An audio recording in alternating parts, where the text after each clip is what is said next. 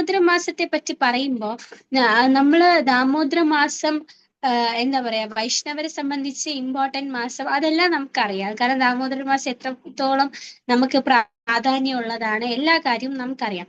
പക്ഷെ ഈ ദാമോദര ഇപ്പൊ പുറത്തുനിന്ന് ഒരാൾക്ക് നോക്കുകയാണെങ്കിൽ, അതായത് വേറൊരാൾ നോക്കുകയാണെങ്കിൽ ഇതൊരു വെറും ഒരു സാധാരണ മാസമാണ്. അവർക്ക് എല്ലാ മാസവും പോലെ എന്താ പറയാ ഒക്ടോബർ എന്ന് പറയുന്നത് ഒരു സാധാരണ മാസമാണ്. അടുത്ത നവംബർ അവർക്ക് ഇതാണ്. പക്ഷെ നമ്മളെ സംബന്ധിച്ച് ഈ ഒരു മാസം എന്ന് പറയുന്നത് ഒരു സാധാരണ മാസമല്ല.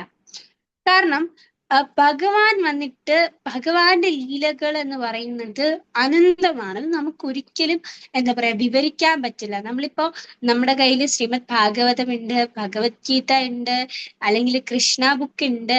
ഇതിലൊക്കെ ഭഗവാന്റെ ലീലകള്, ഗർഗഭാഗവതം ഉണ്ട്.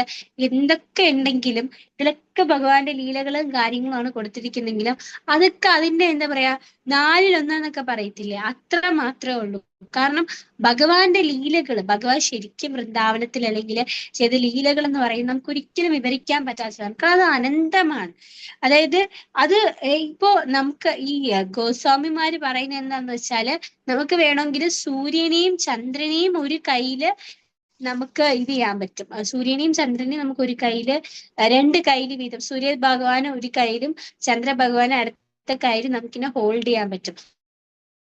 പക്ഷെ ഭഗവാന്റെ ലീലകൾ ഒരിക്കലും എന്താ പറയാ വിവരിക്കാൻ പറ്റില്ല. അത്രയും അതിന്റെ ടോപ്പ് മോസ്റ്റ് വിവരിക്കാൻ പറ്റില്ല എന്ന് പറഞ്ഞാൽ അതിന്റെ അത്രയും ഭഗവാൻ ചെയ്ത ലീലകളെല്ലാം അതിന്റെ അത്രയും രീതിയിൽ നമുക്ക് അതിന് പറയാൻ പറ്റില്ല. അപ്പൊ നമ്മൾ പറയുന്നതും നമ്മൾ ആചാര്യന്മാരിൽ നിന്ന് കേൾക്കുന്നതൊക്കെ അതിന്റെയൊക്കെ എന്താ പറയാ ഏറ്റവും ചെറിയൊരു പാട്ടെന്നൊക്കെ പറയത്തില്ലേ, അതൊക്കെയാണ് നമ്മൾ കേൾക്കുന്നത്. കാരണം ഈ ലോകത്ത് ചെയ്യാൻ പറ്റാത്ത കാര്യങ്ങൾ എന്ത് വേണമെങ്കിലും ചെയ്യാം. വേണമെങ്കിൽ നമുക്ക് പറക്കാൻ വരെ പറ്റും. പക്ഷെ ഭഗവാന്റെ ലീലകൾ എന്ത് ചെയ്യാൻ പറ്റില്ല, നമുക്ക് വിവരിക്കാൻ പറ്റില്ല. അങ്ങനെ ഭഗവാന്റെ ലീലകൾ അത്രയും, ഭഗവാൻ നമുക്ക് തന്നിരിക്കുന്ന സ്നേഹം. അപ്പൊ ഈ ലീലകളുടെ ഒക്കെ ഒരു ചെറിയ ഭാഗം മാത്രമാണ് നമ്മൾ കേൾക്കുന്നതും നമ്മൾ വായിക്കുന്നതും നമ്മൾ കാണുന്ന മീൻസ് നമ്മൾ വിഷ്വലി കാണുന്നതൊക്കെ ഇതിന്റെയൊക്കെ ഒരു ചെറിയ പാർട്ട് മാത്രമാണ്. ബാക്കി ഒന്നും നമുക്ക് അറിയാത്ത രീതിയിൽ ഒരുപാട് കാര്യങ്ങളുണ്ട്, അതൊന്നും നമ്മൾ കേൾക്കുന്നത്. അപ്പൊ ആ ചെറിയ നമ്മൾ കാണുന്ന അത്രയും ആ ചെറിയ അല്ലെങ്കിൽ നമ്മൾ കേൾക്കുന്ന ആ ഒരു ചെറിയ ഇതാണ് എന്ത്, നമ്മൾക്ക് അതുപോലും നമുക്ക് വിശ്വസിക്കാൻ, അല്ലെങ്കിൽ അതുപോലും നമുക്ക് ഭഗവാൻ ഇങ്ങനെയൊക്കെ ചെയ്തിട്ടുണ്ടോ എന്ന് പറഞ്ഞിട്ട് നമ്മൾ അത്രയും അത്ഭുത ഇതായിട്ട് നിൽക്കുകയാണ്. അപ്പൊ അതുപോലും നമുക്കിത് ചെയ്യാൻ പാടാണ്. അപ്പൊ ബാക്കിയുള്ളത് ആലോചിച്ച് നോക്കും, ബാക്കിയുള്ളത് എന്തുമാത്രം ഇതായിരിക്കും എന്ന് ആലോചിച്ച് നോക്കും. അപ്പൊ കാർത്തിക മാസത്തില് ഇതേപോലെ ഭഗവാന്റെ സ്നേഹം നമുക്ക് തന്നിരിക്കുന്നത് ഒരുപാടാണ്. ഭഗവാൻ ഈ മാസം കാർത്തിക മാസം നമുക്ക് ഭഗവാന്റെ സ്നേഹം ഒരുപാട് അനന്തമായിട്ട് നമുക്ക് തന്നിരിക്കുകയാണ്. അപ്പൊ ഈ കാർത്തിക മാസം എന്ന് പറയുന്നത് മാസങ്ങളിൽ വെച്ച് ക്യൂൺ ഓഫ് ദ മന്ത് എന്നാണ് പറയപ്പെടുന്നത്. മാസങ്ങളിൽ വെച്ചിട്ടുള്ള രാജ്ഞി എന്നാണ് കാർത്തിക മാസത്തെ അറിയപ്പെടുന്നത്. അപ്പോ രാജ്ഞി എന്ന് അറിയപ്പെടാൻ കാരണം എന്താണ്? വൃന്ദാവനത്തിലെ രാജ്ഞി ആരാണ്? ശ്രീമതി രാധാറാണി. വൃന്ദാവനേശ്വരി ആരാണ്? രാധാറാണി. രാധാറാണി വൃന്ദാവനത്തിലെ മാത്രമല്ല സമസ്ത പ്രപഞ്ചത്തിന്റെയും റാണി ആരാണ്? രാധാറാണി. അപ്പൊ കാർത്തിക മാസം എന്ന് പറയുന്നത് രാധാറാണിയെ റെപ്രസെന്റ് ചെയ്യുന്നതാണ്. അപ്പൊ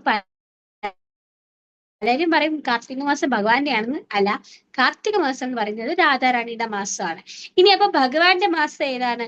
2 വർഷത്തിൽ ഒരിക്കൽ വരുന്ന പുരുഷോത്തമ മാസമാണ് ഭഗവാന്റെ മാസം. അതാണ് ഭഗവാന്റെ മാസം. അപ്പം കാർത്തിക മാസം എല്ലാ വർഷവും വരുന്നുണ്ട്, പക്ഷെ പുരുഷോത്തമ മാസം എല്ലാ വർഷവും വരുന്നുണ്ടോ? അപ്പൊ ഭഗവാൻ നമുക്ക് ഇടയ്ക്കിടയ്ക്ക് വന്നിട്ട് ഭഗവാന്റെ അനുഗ്രഹം തരുന്നത്. പക്ഷെ രാധാറാണി എന്താണ്? രാധാറാണിയുടെ സ്നേഹം അത്രയും ആയതുകൊണ്ട് രാധാറാണി എല്ലാ ദിവസവും എല്ലാ വർഷവും നമുക്ക് വന്നിട്ട് ഒരു മാസം നമുക്ക് ഇങ്ങനെ അനുഗ്രഹങ്ങൾ തന്നുകൊണ്ടിരിക്കുകയാണ്.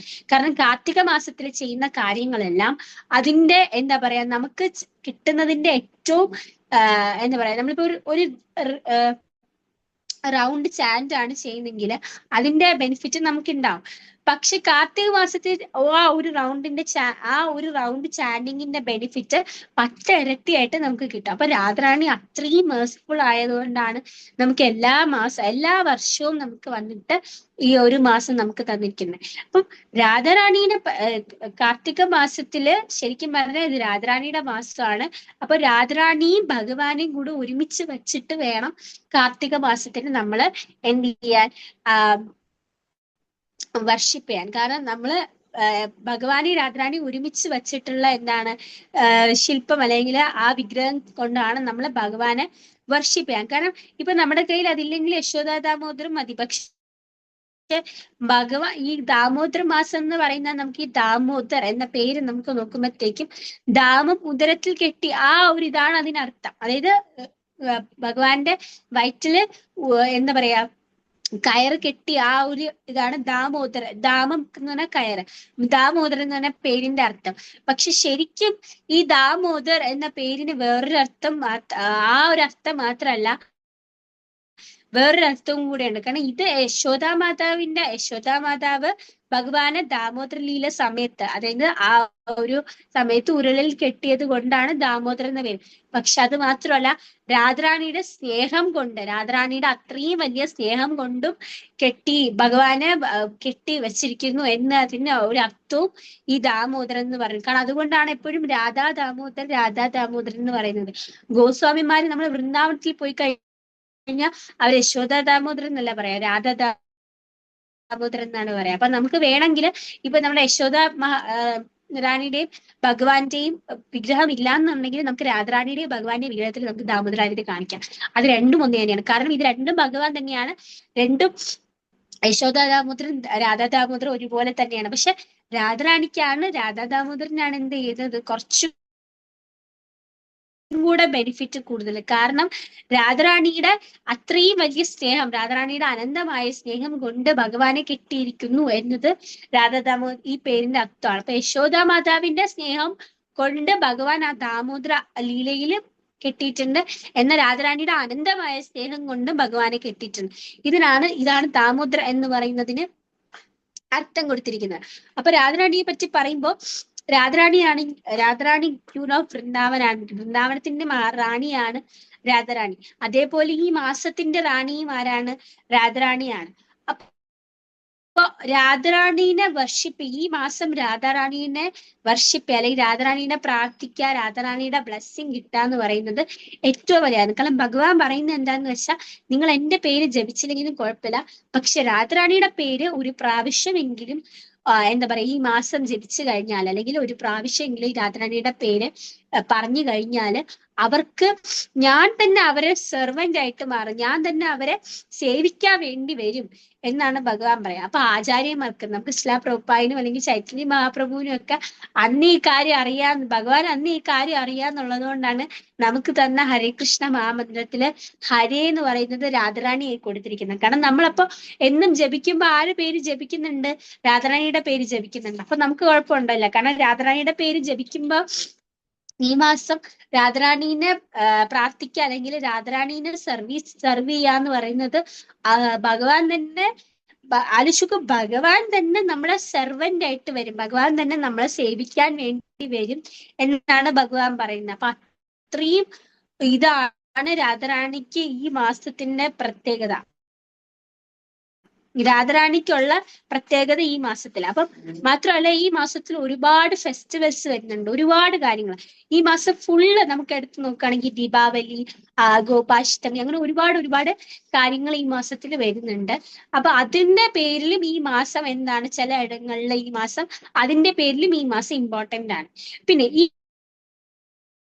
ഈ മാസത്തിന് ഉർജവം, രാധാറാണിയുടെ പേര് ഉർജവേശ്വരി എന്നാണ് രാധാറാണിയുടെ പേര്. അതുകൊണ്ടാണ് ഉർജവ മാസം എന്നറിയപ്പെടുന്നത്. ഉർജവം എന്ന് പറയുന്നത് എനർജി ആണ്, അതായത് ഫുൾ ഓഫ് എനർജി ഉള്ള മാസം എന്നാണ് അറിയപ്പെടുന്നത്. ഭഗവാന്റെ എനർജി ആരാണ്? രാധാറാണി. അതുകൊണ്ടാണ് രാധാറാണീന് ഉർജവേശ്വരി എന്ന് അറിയപ്പെടുന്നത്. അപ്പൊ അതേപോലെ ഈ മാസം നമ്മുടെ എനർജിയാണ് ഈ മാസം. കാരണം ഈ മാസം നമുക്ക് ഭഗവാനെ വിളിക്കാനോ എടുക്കാനോ പറ്റി ഈ മാസം നമ്മൾ ചെയ്യുന്നത്, ഈ വർഷം ഫുള്ള് ചെയ്യുന്നതിന്റെ ബെനിഫിറ്റ് നമുക്ക് എന്ത് കിട്ടും? ഈ മാസം നമുക്ക് കിട്ടും. അതുകൊണ്ടാണ് ഇതിന്റെ ഫുൾ ഓഫ് എനർജി, നമ്മുടെ എനർജി തരുന്ന അല്ലെങ്കിൽ നമുക്ക് എനർജി കിട്ടുന്ന മാസമാണ് ഇത്. അപ്പം നമുക്ക് എന്തൊക്കെ ചെയ്യാൻ പറ്റും ഈ മാസം? നമുക്ക് രാവിലെ സാധാരണ ഈ മാസത്തിനെ പറ്റി പറയുമ്പോൾ നമുക്ക് ഇപ്പൊ ശാസ്ത്രത്തിലൊക്കെ പറയുന്ന രീതിയിൽ നമ്മൾ പറയുകയാണെങ്കിൽ ഭയങ്കര പാടാണ്. കാരണം കാർത്തിക് മന്ത് വ്രതം എടുക്കുക എന്ന് പറയുന്നത് അത്ര എളുപ്പമുള്ള കാര്യമല്ല. കാർത്തിക് മന്ത് വ്രതം എന്ന് പറയുന്നത് ഇപ്പൊ കാർത്തിക് മാസത്തിൽ വരുന്ന ഏകാദശിയിൽ അന്ന് നമ്മള് ഫുൾ ഡേ നിൽക്കണം. അതായത് ഫുൾ ഡേ എന്താണ് രാത്രി മുഴുവൻ ഉണർന്നിരിക്കണം. നമ്മൾ ശിവരാത്രിയൊക്കെ ചിലർ എടുക്കാറുണ്ട്. അതേപോലെ രാത്രി മുഴുവൻ നമ്മൾ ഉണർന്നിരിക്കണം. അതായത് എന്നിട്ട് ഉണർന്ന് വെറുതെ ഇരുന്നാൽ പോരാ, ഭഗവാന്റെ നാമം, ഭഗവത്ഗീത, ഭാഗവതം അതേപോലത്തെ ഗ്രന്ഥങ്ങളൊക്കെ വായിച്ചാണ് നമ്മൾ രാത്രി മുഴുവൻ ഉണർന്നിരിക്കേണ്ടത്. എന്നിട്ട് രാവിലെ നമ്മൾ നമ്മുടെ ഇത് ബ്രേക്ക് ചെയ്യണം, എന്ത് ഏകാദശി ബ്രേക്ക് ചെയ്യണം. പക്ഷെ നമ്മളെ സംബന്ധിച്ച് നമുക്ക് അടുത്ത ദിവസം രാവിലെ നമുക്ക് സ്കൂൾ ഉണ്ടാവും, അല്ലെങ്കിൽ കോളേജോ, അല്ലെങ്കിൽ എന്ത് ചെയ്യാം, നിങ്ങൾക്ക് വർക്ക് ചെയ്യുന്നവരായിരിക്കാം. അപ്പൊ അങ്ങനെ നമുക്ക് അടുത്ത ദിവസം രാവിലെ ഒരുപാട് കാര്യങ്ങൾ ചെയ്യാനുണ്ടാവും. അല്ല വേറെ ഒരു പ്രശ്നം ഇല്ലാത്തവർ എന്ത് ചെയ്യും, രാത്രി മുഴുവൻ ഉറക്കം എണീറ്റിട്ട് രാവിലെ കിടന്നുറങ്ങും. പക്ഷെ അത് നമുക്ക് ചെയ്യാൻ പറ്റില്ല. കാരണം രാത്രി മുഴുവൻ ഉറക്കം എണീറ്റിട്ട് രാവിലെ കിടന്ന് ഉറങ്ങാൻ പാടില്ല. രാവിലെ അടുത്ത ദിവസം രാത്രി നമുക്ക് കിടന്നുറങ്ങാം, പക്ഷെ രാവിലെ ഉറങ്ങാൻ പാടില്ല.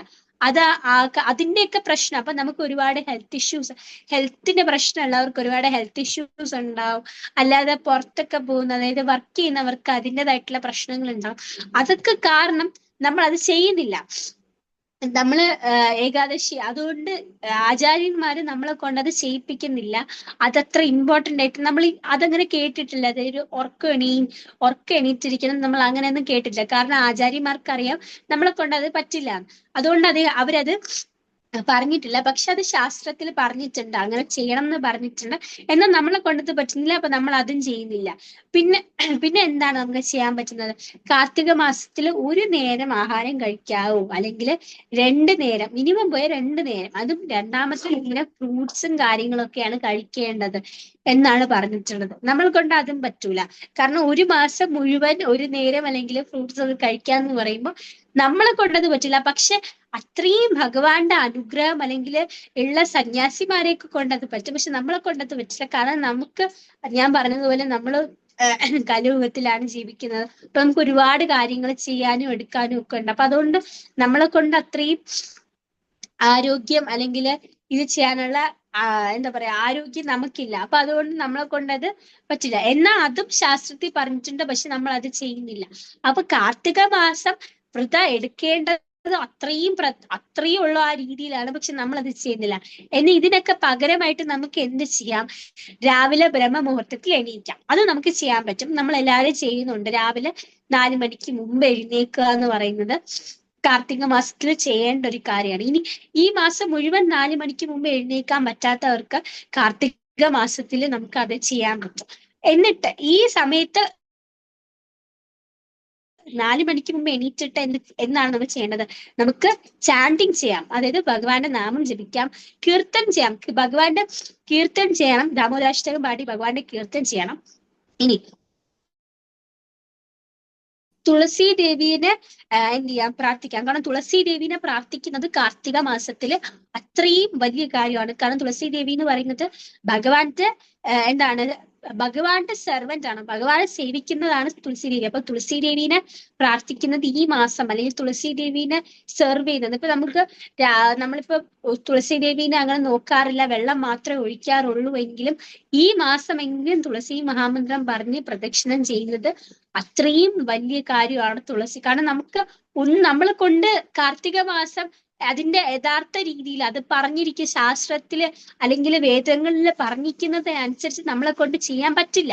കാരണം നമ്മളെ കലിയുഗത്തിലായതുകൊണ്ട് നമുക്ക് നമ്മുടേതായിട്ടുള്ള കാര്യങ്ങൾ ഉള്ളത് കൊണ്ട് നമ്മളെ കൊണ്ടത് ചെയ്യാൻ പറ്റില്ല. പക്ഷെ അറ്റ്ലീസ്റ്റ് അതിൽ നിന്ന് എത്രയോ എന്താണ് പറയാ, ചെറുതാക്കിയാണ് നമുക്ക് നമ്മുടെ ആചാര്യന്മാര്, അല്ലെങ്കിൽ നമ്മുടെ ഗുരുക്കന്മാര് നമുക്ക് തന്നിരിക്കുന്നത്. അതെങ്കിലും നമ്മളെ കൊണ്ട് ചെയ്യാൻ പറ്റണം എന്ന് ഉള്ള രീതിയിലാണ് നമുക്ക് തന്നിരിക്കുന്നത്. അപ്പൊ അത് നമുക്ക് ചെയ്യാം. പിന്നെ ദാനം ചെയ്യാം. ദാനം എന്ന് പറയുന്നത് നമ്മളെ കൊണ്ട് കഴിയുന്ന രീതിയിൽ, ഇപ്പൊ നമുക്ക് ഇസ്കോൺ ടെമ്പിൾസ് അല്ലെങ്കിൽ അമ്പലങ്ങളിൽ ദാനം ചെയ്യാം, അന്നദാനത്തിന് അല്ലെങ്കിൽ അങ്ങനെ എന്തെങ്കിലും ദാനം ചെയ്യാം. ഇനി നമുക്ക് അതും പറ്റിയില്ല ുണ്ടെങ്കിൽ തുളസി നോക്കുമെന്ന് ഉറപ്പുണ്ടെങ്കിൽ മാത്രമേ കൊടുക്കാവൂ. അല്ലാതെ വെറുതെ തുളസി ദേവിനെ കൊണ്ട് കൊടുത്തിട്ട് അയാൾ അതിനെ എവിടെയെങ്കിലും കൊണ്ട് കളയോ അല്ലെങ്കിൽ എവിടെയെങ്കിലും കൊണ്ട് സൈഡിൽ വെച്ചിട്ടോ കാര്യമില്ല. കൊടുക്കുന്ന ആള് തുളസി ദേവിനെ നോക്കണം. അതായത് ഒന്നുമില്ലെങ്കിൽ വെള്ളമെങ്കിലും എല്ലാ ദിവസവും ഒഴിക്കണം. ആ ഒരു രീതിയിൽ ഉറപ്പുള്ളവർക്ക് മാത്രം തുളസി ദേവിനെ നമുക്ക് ദാനം ചെയ്യാം. അത് ഇപ്പൊ നമ്മളെ കൊണ്ട് പൈസ ദാനം ചെയ്യാൻ പറ്റില്ല, ഫുഡ് ദാനം ചെയ്യാൻ പറ്റില്ല, അങ്ങനെ ഒന്നും ചെയ്യാൻ പറ്റിയില്ലെങ്കിൽ നമുക്ക് അറ്റ്ലീസ്റ്റ് എന്ത് ദാനം ചെയ്യാം? തുളസി ദേവിനെങ്കിലും ദാനം ചെയ്യാം. അപ്പൊ ആലോചിച്ച് നോക്കൂ, ഭഗവാൻ എന്തുമാത്രം നമ്മളെ കൊണ്ട് എന്തുമാത്രം ഇതാണ് നമുക്ക് ഭഗവാൻ തരുന്നത്. കാരണം ഭഗവാൻ വേണമെങ്കിൽ ഇതൊക്കെ ഈ ദാമോദരമാസം ഇങ്ങനെയാണ് ആചരിക്കേണ്ടതെന്ന് പറഞ്ഞിട്ട് നമ്മളെ കൊണ്ട് ഇങ്ങനെ ചെയ്യിപ്പിക്കാം. പക്ഷെ ഭഗവാൻ ഇത് ചെയ്യുന്നില്ല. ഭഗവാൻ പറയുന്നത്, ഭഗവാൻ എന്താണ് വേണ്ടത്, അതിന്റെ അനുഗ്രഹം നമുക്ക് കിട്ടണം. അതുകൊണ്ടാണ് ഭഗവാൻ അത്രയും ചെറുതാക്കി, എന്താ പറയാ, ഒരു ജ്യൂസ് പോലെ നമുക്ക് തന്നിരിക്കുന്നത്. പക്ഷെ നമുക്ക് അതുകൊണ്ട് അതുപോലെ നമ്മളെ കൊണ്ട് എന്ത് ചെയ്യുന്നില്ല, ചെയ്യാൻ പറ്റുന്നില്ല. അപ്പൊ ദാമോദര മാസത്തിന്റെ ഈ കാര്യങ്ങൾ, ഈ പറയുന്ന കാര്യങ്ങളെങ്കിലും നമ്മൾ ചെയ്യണം. ഇല്ലെങ്കിൽ അതേപോലെ രാവിലെ എഴുന്നേൽക്കുന്ന കാര്യം പറയുമ്പോൾ നമ്മൾ രാവിലെ 4 മണിക്ക് മുമ്പ് കുളിക്കുകയും വേണം. കുളിച്ചിട്ടാണ് നമ്മൾ ഇതൊക്കെ ചെയ്യേണ്ടതെന്നാണ് പറയുന്നത്. കാരണം പണ്ട് കാലങ്ങളില് എന്താണ് അവര് രാവിലെ എഴുന്നേൽക്കുന്നത്, ഇതൊക്കെ ആചരിക്കുന്നത്, ഇത് ദാമോദര മാസം കറക്റ്റ് ആയിട്ട് ആചരിക്കുന്ന ഒരാള് രാവിലെ എഴുന്നേറ്റിട്ട് അടുത്തുള്ള നദിയിൽ പോയാണ് സ്നാനം ചെയ്യുക. അപ്പൊ ഇപ്പൊ നമുക്കറിയാം മഴയുടെ ആ ഒരു സമയമാണ്, അതായത് വിന്ററിലോട്ട് പോവാണ്, തണുപ്പ് കാലത്തിലോട്ട് പോവാണ്. അപ്പൊ മഴ ആ ഒരു സമയമാണ്. അപ്പൊ എന്തുമാത്രം തണുപ്പായിരിക്കും. അത് രാവിലെ 4 മണിക്ക് മുമ്പെന്ന് പറയുമ്പോൾ നല്ല തണുപ്പായിരിക്കും ആ വെള്ളത്തിലാണ് അവർ കുളിക്കുന്നത്. പക്ഷെ നമുക്ക് ഇപ്പൊ അതിന്റെ ആവശ്യമില്ല. നമുക്കിപ്പൊ ജസ്റ്റ് ഹീറ്റർ ഓൺ ചെയ്തോ അല്ലെങ്കിൽ ചൂടുവെള്ളമോ നമുക്കുണ്ട്.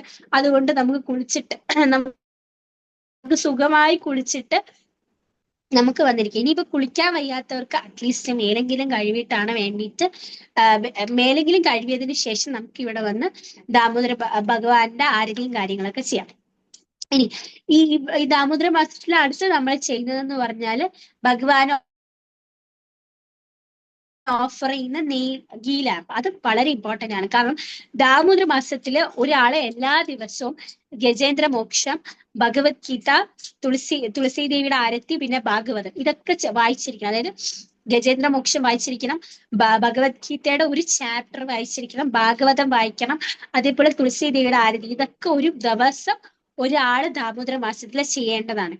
ഇനി ഇതൊന്നും ചെയ്യാൻ പറ്റാത്തവർക്ക് ഉള്ള ഒരു കാര്യമാണ് ഈ ഗീ ലാമ്പ് എന്ന് പറയുന്നത്. കാരണം ഭഗവാന് ആ ഒരു എന്ത് ചെയ്യുക, ഗീ ലാമ്പ് അല്ലെങ്കിൽ ആ നെയ് വിളക്ക് വെച്ച് കഴിഞ്ഞാല്, അല്ലെങ്കിൽ ഭഗവാന് നെയ് വിളക്ക് കൊണ്ട് ആരതി ചെയ്ത് കഴിഞ്ഞാല് ഇപ്പൊ പറഞ്ഞ ഇതിന്റെ എല്ലാം അനുഗ്രഹം നമുക്ക് ആ ഒരൊറ്റ നെയ് വിളക്കിലോട്ട് കിട്ടിക്കോളും. കാരണം ഇപ്പൊ ഗജേന്ദ്ര മോക്ഷം വായിക്കേണ്ട, ഭാഗവതം വായിക്കേണ്ട, ഭഗവത്ഗീത വായിക്കേണ്ട, ഇതൊന്നും ചെയ്യാൻ പറ്റാത്തവർക്ക്, പറ്റുന്നവർ ചെയ്യണം, പറ്റാത്തവർക്ക് നെയ് വിളക്ക് കൊണ്ട് ഭഗവാൻ ആരതി ചെയ്ത് കഴിഞ്ഞാൽ ഇതിന്റെയൊക്കെ ബെനിഫിറ്റ് അതേ കിട്ടും. അതായത് നമുക്ക് ഈ ഓഫർ ചില സമയത്ത് ഓഫറിൽ ലൈക്ക് ഒരെണ്ണം എടുത്ത് അതിന്റെ കൂടെ ബാക്കി ഇത്രയും സാധനങ്ങൾ ഫ്രീ ആയിട്ട് കിട്ടുമെന്ന് പറയില്ലേ, അതേപോലെ നെയ് വിളക്ക്, ഭഗവാന് നെയ് വിളക്ക് മാത്രം നമ്മൾ ഒരു ദിവസം കൊടുത്തു കഴിഞ്ഞാല് ഇതിന്റെയൊക്കെ ബെനിഫിറ്റ് കൊടുക്കും. അപ്പൊ ഇനി നെയ് വിളക്ക് കൊടുക്കുന്നത് എങ്ങനെയാണ്, നെയ് കൊണ്ട് തന്നെ നെയ് വിളക്ക് ഭഗവാന് വെക്കണം. സാധാരണ എണ്ണയൊക്കെ ഉപയോഗിക്കുന്നത് കുറച്ചുകൂടി ഇതാണ്. പക്ഷെ നെയ് കൊണ്ട് ചെയ്യുന്നതിനാണ് കുറച്ചുകൂടെ ബെനിഫിറ്റ് കൂടുതൽ. അത് മാത്രമല്ല കർപ്പൂരം നമ്മൾ സാധാരണ കർപ്പൂരം വെച്ചാണ് ബൈൻഡ് ചെയ്യുന്നത്, മായപ്പൂരൊക്കെ അങ്ങനെയാണ്. പക്ഷെ ഇനി അത് ചെയ്യാൻ പറ്റിയില്ലെങ്കിൽ നമുക്ക് തിരി ഉപയോഗിക്കാം. പിന്നെ തുളസി ദേവിയുടെ സ്റ്റിക്ക്, അതായത് തുളസി ദേവിന്റെ ഈ തണ്ടുണ്ടല്ലോ, തുളസി ദേവിയുടെ തണ്ടുകൊണ്ട് ആ തിരിയുടെ ചുറ്റും ഇങ്ങനെ ലൈക്ക് ഒന്ന് എന്താ പറയാ, ഒന്ന് സർക്കിൾ ചെയ്തിട്ട് നമ്മൾ നെയ് വിളക്ക് വയ്ക്കുന്നത് കുറച്ചുകൂടെ മഹാത്മ്യം കൂടുതലാണ്. അങ്ങനെയാണ് നമ്മൾ ഭഗവാന് നെയ് വിളക്ക് രാവിലെയും വൈകിട്ട് നമ്മൾ ഓഫർ ചെയ്യുന്നത്. അതേപോലെ തന്നെ ഇനി വേറെ എന്താന്ന് വെച്ചാൽ വേറെ എന്താന്ന് വെച്ചാൽ ഈ സമയത്ത് ദാമോദര മാസത്തില് വൃന്ദാവൻ, മായപ്പൂർ അങ്ങനത്തെ പുണ്യ ഭൂമികളൊക്കെ നമുക്ക് പോയി കാണാൻ പറ്റിയ മാസമാണ് ദാമോദര മാസം. കാരണം ഈ പുണ്യ ഭൂമിയിലൊക്കെ ഈ സമയത്ത് പോയി കഴിഞ്ഞാൽ നമ്മൾ സാധാരണ പോകുന്നതിനേക്കാളും നമ്മുടെ ജീവിതകാലത്തിൽ മുഴുവൻ കിട്ടുന്ന ആ ഒരു ബെനിഫിറ്റ് നമുക്ക് കിട്ടും. ഇപ്പൊ നമ്മളെ കൊണ്ട് പോകാൻ പറ്റില്ല, കാരണം നമ്മളെ സാഹചര്യം അനുസരിച്ച് നമ്മളെ കൊണ്ട് പോകാൻ പറ്റിയില്ലെങ്കിൽ ഇപ്പൊ പോകുന്ന ആൾക്കാരുണ്ടാവുമല്ലോ, അവരെ നമുക്ക് പറഞ്ഞേക്കും, നമുക്ക് വേണ്ടിയിട്ട് അവിടെ പോയി പ്രാർത്ഥിക്കണം എന്ന് നമുക്ക് പറഞ്ഞേക്കല്ലെങ്കിൽ നമുക്ക് വേണ്ടിയിട്ട് അവിടെ പോയി എന്ത് ചെയ്യണം, ഭഗവാന് നെയ്വിളക്ക് വെക്കണം എന്ന് നമുക്ക് പറഞ്ഞയക്കാൻ പറ്റും. അതെങ്കിലും നമ്മളെ കൊണ്ട് ചെയ്യാൻ പറ്റും. കാരണം അവിടെ പോയി നിങ്ങൾ ആലോചിച്ചു, ഈ ദാമോദര ഈ മാസത്തില് രാവിലെ വൃന്ദാവനത്തിൽ പോയിട്ട് ആ ഭഗവാനെ നെയ്വിളക്കിന്റെ ആ ഒരു വെളിച്ചത്തില് ഭഗവാനെ കാണുന്ന ആ ഒരു ഇത് ആലോചിച്ചു. അത്രയും എന്താ പറയാ, ആ അനുഗ്രഹം നമുക്ക് എന്തുമാത്രം ആയിരിക്കും എന്ന് ആലോചിച്ചു. അപ്പൊ ഈ മാസങ്ങളിൽ ഇതേപോലെ പുണ്യയാത്രകൾ നടത്തുന്നത് നല്ലതെന്നാണ് പറയുന്നത്. ഇനി ഇതൊന്നും ചെയ്യാത്ത ആൾക്കാർക്കുള്ള ഇതെന്താ അറിയാം, ദാമോദര മാസം നേരെ ആചരിക്കാത്ത ആൾക്കാർക്കുള്ള ഇതെന്ന് പറയുന്നത് അവർക്ക് സ്വന്തം അച്ഛനെയും അമ്മയും കൊല്ലുന്നതിന്റെ പാപമാണ് അവർക്ക് കിട്ടുക. അതായത് ദാമോദരമാസം ആചരിക്കാത്ത ആൾക്കാർക്ക് സ്വന്തം അച്ഛനെയും അമ്മയും കൊല്ലുന്നതിന്റെ പാപം, അത് മാത്രമല്ല ഒരു പശുവിനെ കൊല്ലുന്നതിന്റെ പാപം, ഒരു ബ്രാഹ്മണനെ കൊല്ലുന്നതിന്റെ പാപം, ഒരു രാജാവിനെ കൊല്ലുന്നതിന്റെ പാപം, ഇതിന്റെ മൂന്നിന്റെ പാപവും ആ ആൾക്ക് കിട്ടും. അതായത് ദാമോദരമാസം നേരെ ആചരിക്കാത്തവർക്ക് ഈ ഇത്രയും പാപം, അത് ഈ ചെയ്യുന്നതിന്റെയൊക്കെ, നമ്മൾ ചെയ്തിട്ടില്ല പക്ഷെ അതിന്റെയൊക്കെ പാപം ആൾക്ക് കിട്ടും. ഇനി ഭഗവാന്റെ കാരുണ്യം നമുക്കുള്ളത് കൊണ്ട് ഒരു വർഷം ഈ നമ്മുടെ ജീവിതകാലം മുഴുവൻ നമ്മൾ ഭഗവാനെ വെക്കണം എന്നാണ് പറയുന്നത്. ഇനി അത് നമുക്ക് വെക്കാൻ പറ്റിയില്ലെങ്കിൽ നമുക്ക് ഏതെങ്കിലും ഒരു വർഷം ചെയ്യാൻ പറ്റും. ഇനി അതും ചെയ്യാൻ പറ്റിയില്ലെങ്കിൽ ഒരു മാസം, അതാണ് ഈ കാർത്തിക മാസം, ആ മാസമെങ്കിലും നമുക്ക് ഭഗവാന് എന്താ പറയുക, കൂടുതലും ഭഗവാന്റെ സർവീസിന് ചെയ്യാൻ പറ്റും. ഇനി ഈ മാസവും നമ്മളെ കൊണ്ട് ചെയ്യാൻ പറ്റിയില്ല എന്നുണ്ടെങ്കിൽ അവസാനത്തെ 5 ദിവസം, അതാണ് ഭീഷ്മ പഞ്ചക എന്ന് പറയുന്ന അവസാനത്തെ 5 ദിവസം, ആ 5 ദിവസം എങ്കിലും ഈ കാർത്തിക മാസം, ഈ ഒരു മാസം ഒന്നും ചെയ്തില്ല, ഭഗവാനെ പ്രാർത്ഥിച്ചില്ല, ഒന്നുമില്ല, പക്ഷെ എന്നാ ഈ അവസാനത്തെ 5 ദിവസം ചെയ്താൽ മതി, അതിന്റെ ബെനിഫിറ്റ് നമുക്ക് കിട്ടാം. ഈ ഒരു മാസം ചെയ്തതിന്റെ ആ ഒരു രീതിയിൽ തന്നെ നമുക്ക് കിട്ടും. കാരണം ഭഗവാൻ അത്രയും കാരുണ്യവാനാണ്.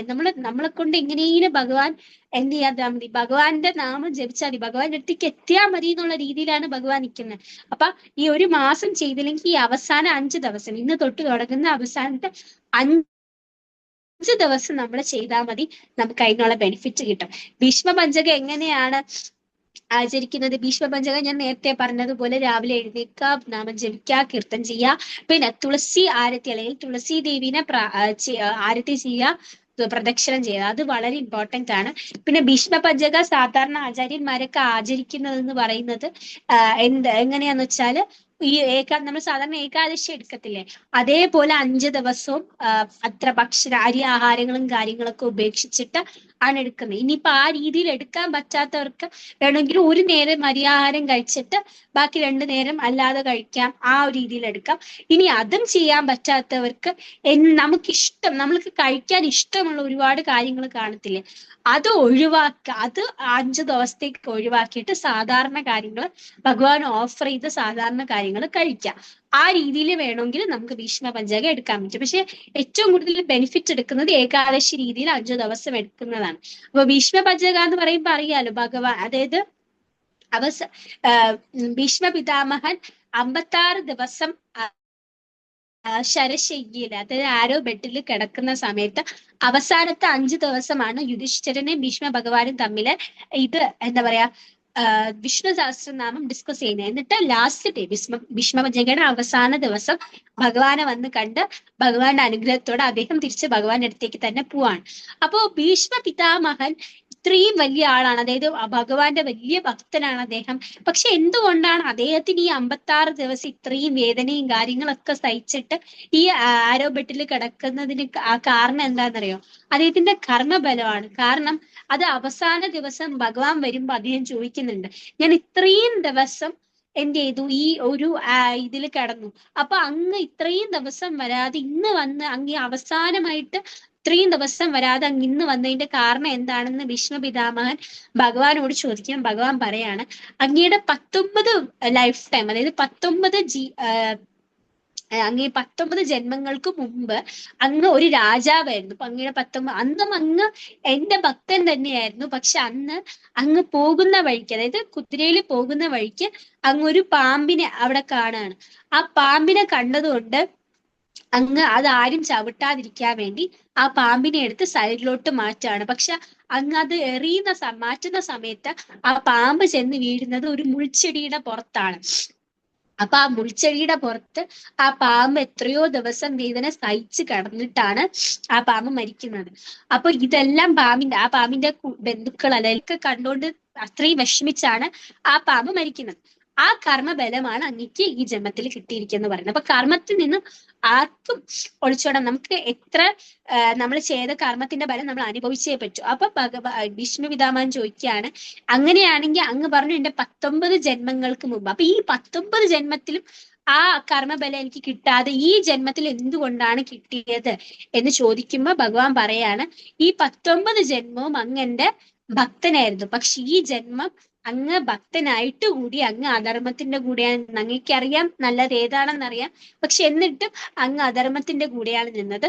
അതുകൊണ്ടാണ് അങ്ങേക്ക് എന്ത് ചെയ്തത്, അതിന്റെ കർമ്മബലം കിട്ടിയെന്ന് പറഞ്ഞത്. അപ്പം നമ്മൾ ചെയ്യുന്ന തെറ്റിന്റെ കൂടെ നിന്ന് ആ ഭഗവാന് നമുക്കൊന്നും ചെയ്യാം, ഭഗവാന് നമ്മളിലൊന്നും ചെയ്യാൻ പറ്റില്ല. അപ്പൊ നമുക്ക് ശരി എന്താണെന്നറിയാം, നല്ലത് എന്താണെന്നറിയാം, നമ്മൾ എപ്പോഴും അതിന്റെ കൂടെ നിൽക്കാനാണ് വന്നത്. അപ്പൊ ഈ കാർത്തിക മാസം മുഴുവൻ നമുക്ക് ആ രീതിയിൽ നല്ല കാര്യങ്ങൾ മാത്രം ചെയ്ത് ഭഗവാന്റെ എന്താ പറയാ ബ്ലെസ്സിങ്സ് എടുത്ത് നമുക്ക് നിൽക്കാം. ഇനി ഈ മാസം ഇതൊന്നും ചെയ്യാത്ത ആൾക്കാർക്ക് ഈ അവസാനത്തെ 5 ദിവസം കാർത്തിക മാസം നല്ല രീതിയിൽ അതിന്റെ വ്രതത്തിന്റെ അനുസരിച്ചുള്ള രീതിയിൽ ആചരിക്കാം. മാത്രമല്ല ഈ നെയ്വിളക്ക് നമ്മൾ മാത്രമല്ല, നമ്മുടെ വീട്ടിലുള്ള എല്ലാവർക്കും, ഇനി നമുക്ക് അയൽപക്കത്തുള്ള ആൾക്കാർക്ക് ചെയ്യാൻ പറ്റുമെങ്കിൽ അവരെ കൊണ്ട് ചെയ്യിപ്പിക്കാം. മാക്സിമം നമ്മളിൽ മാത്രം അത് ഒതുക്കാതെ ബാക്കിയുള്ള എല്ലാവരെ കൊണ്ടും, അത് നമുക്ക് ചുറ്റുപാടുള്ള ആൾക്കാർ, അല്ലെങ്കിൽ സ്കൂളിലും കോളേജിലൊക്കെ ഉള്ള ആൾക്കാർ, ഓഫീസിലുള്ള ആൾക്കാർ, ഇവരൊക്കെ കൊണ്ട് നമുക്കത് ചെയ്യിപ്പിക്കാം. കാരണം അത് വലിയ ജോലിയില്ലല്ലോ, ഒരു ചെറിയ നെയ്വിളക്ക് ഭഗവാന് വെക്കുന്നല്ലേ ഉള്ളൂ. അതിന്റെ ബെനിഫിറ്റ് അവർക്കും കിട്ടും. കാരണം അവർക്ക് ഇന്നല്ലെങ്കിൽ ഏതെങ്കിലും ഒരു ലൈഫ് ടൈമിൽ അവർക്ക് അതിന്റെ ബെനിഫിറ്റ് ഉറപ്പായിട്ടും കിട്ടും. ഹരേ കൃഷ്ണ.